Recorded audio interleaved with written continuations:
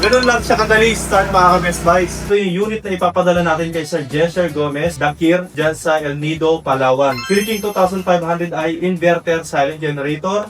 How to start this generator mga ka-Best Buys? I-choke lang natin siya. Yung on dito sa pack.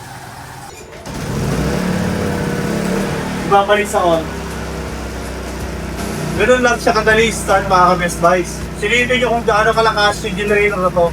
Gagamitin natin siya ng welding machine. So hindi nagtetest yung ibang mga seller sa welding dahil nga hindi halos kaya ng karamihan ng maliliit na generators yung welding machine. Ngayon, silipin nyo kung gaano kalakas yung ating Philippine 2500i.